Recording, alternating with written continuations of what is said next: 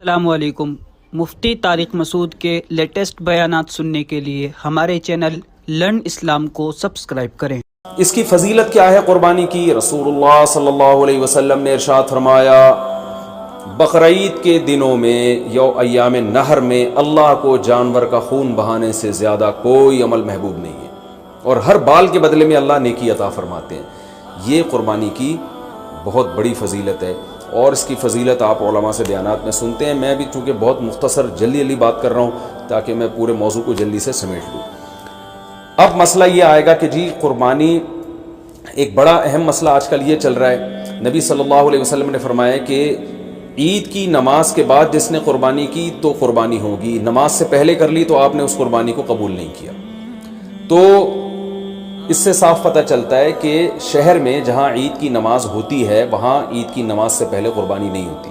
اب چونکہ بہت ساری عید کی نمازیں ہو رہی ہیں تو علماء کہتے ہیں کہ جس شہر میں آپ رہتے ہیں پورے شہر میں کہیں بھی عید کی نماز ہو جائے گی تو آپ کے لیے قربانی کرنا جائز ہوگا۔ بہتر تو یہی ہے کہ آپ خود جب تک عید کی نماز نہ پڑھیں قربانی نہ کریں، لیکن اگر کسی نے قربانی کر لی خود نماز پڑھنے سے پہلے تو اگر پورے شہر میں کہیں عید کی نماز ہو چکی تھی تو آپ کی قربانی ہو گئی، عید کی نماز نہیں ہوئی تھی آپ کی قربانی وہ کالعدم ہے۔ بہت سے ملکوں میں عید کی نماز پہ پابندی ہے، تو وہاں پر یہ کیا جائے گا کہ بہتر یہ ہے، افضل یہ ہے کہ زوال کے بعد آپ قربانی کریں۔ اگر پورے شہر میں عید کی نماز ہو ہی نہیں رہی ہے تو پھر زوال کا وقت یعنی ظہر کا وقت جب داخل ہو جاتا ہے تو پھر آپ جانور قربان کریں، اس سے پہلے قربانی نہ کریں۔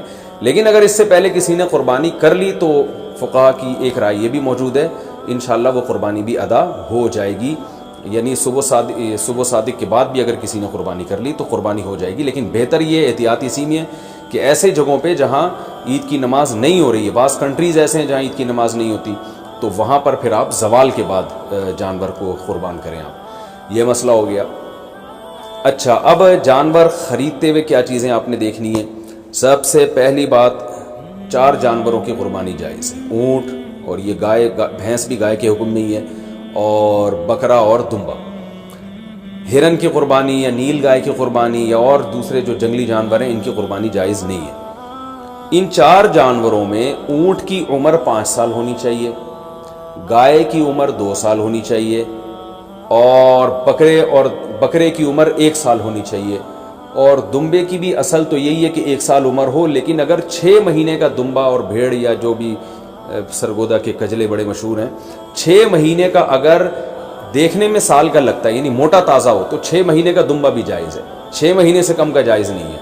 اور 6 مہینے کا دمبا اگر دیکھنے میں 6 مہینے کا نہیں لگ رہا، 1 سال کا نہیں لگ رہا، بچہ ہی لگ رہا ہے، چھوٹا لگ رہا ہے، کمزور ہے، پھر اس کی بھی جائز نہیں ہے۔ تو دمبا اگر 6 مہینے کا موٹا تازہ ہے تو اس کی قربانی جائز ہے، اور باقی بکرا 1 سال کا ہونا ضروری، اور گائے 2 سال کی، اور اونٹ 5 سال کا۔ اچھا، اس میں یہ بات ضروری ہے کہ یہاں سال سے مراد اسلامی سال ہے۔ مثال کے طور پر آپ بکرا لینے کے لیے گئے مارکیٹ میں، ہاں بھائی کتنی عمر ہے؟ اس نے کہا کہ جی اتنی عمر ہے، تو آپ اس سے سیدھا یہ پوچھیں کہ بھائی پچھلے سال بقرعید سے پہلے یہ پیدا ہو چکا تھا کہ نہیں ہوا تھا؟ اگر پچھلے سال بقرعید سے پہلے پیدا ہو چکا تھا تو اس سال بقرعید میں اس کی قربانی جائز ہے، بلکہ پچھلے سال اگر بقرعید والے دن پیدا ہوا تھا تو اس سال بقرعید والے دن جب وہ ٹائم گزرے گا تو اس ٹائم میں بھی اس کی قربانی جائز ہو جائے گی، کیونکہ پورا سال اسلامی سال گزر چکا ہے۔ دانتوں کا اعتبار نہیں ہے، یاد رکھیں۔ السلام علیکم۔ مفتی طارق مسعود کے لیٹسٹ بیانات سننے کے لیے ہمارے چینل لرن اسلام کو سبسکرائب کریں۔